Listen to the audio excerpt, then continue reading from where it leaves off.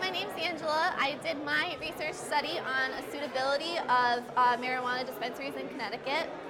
Right now we don't have very good locations on them. They're locally, they're centralized right down Connecticut. The green areas are the ones that are already in place. So my hypothesis was that if we open up more dispensaries that are more spread across Connecticut, people would be using them more and more avid to be open about legalizing them, or for recreational use. So I used GIS, and I was able to correlate the areas where there's hospitals around a 1 mile radius.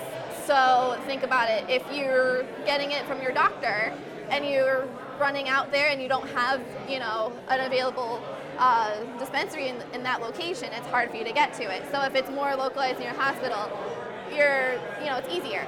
So I did that, plus I did main roads, not very far from the main roads, so it's more easily accessible and easier to find. And I also did income levels. So if there's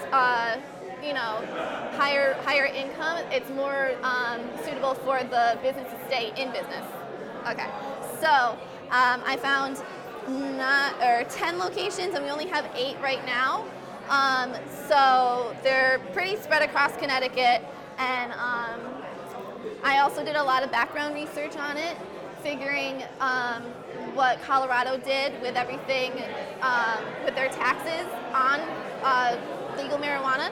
They actually made funds for schools and everything. They had, I think there's over $3 million in a fund for schools to be built, and they're actively using it. How amazing is that? So, and recently, Oregon passed it last week. So that's awesome too. And also it's related to people who are incarcerated too. Did you know that it costs taxpayers $44,000 for each average for an individual person to be incarcerated for a year? And if there wasn't people in jail for marijuana possession or anything, we would be saving a ton of money, because I found some data on that, but it was kind of skewed because marijuana is classified as a Schedule I drug, and that's pretty much the same thing as heroin. So it's all together, and I was only able to find data from 2001 to 2007. There was 77,000 people incarcerated just for drug use.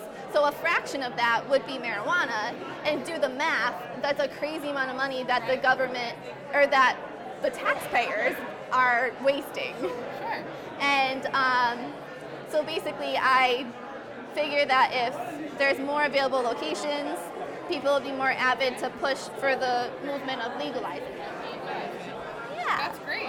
That's very interesting. So with this, you're opening not just dispensaries for medical marijuana, but you would try to, by making it more available, open it for possible legalization in the state of Connecticut? Right, and then they'd be able to buy it there. Plus, sure. If it does get passed, you'll be able to get it in your pharmacy, like your local pharmacy.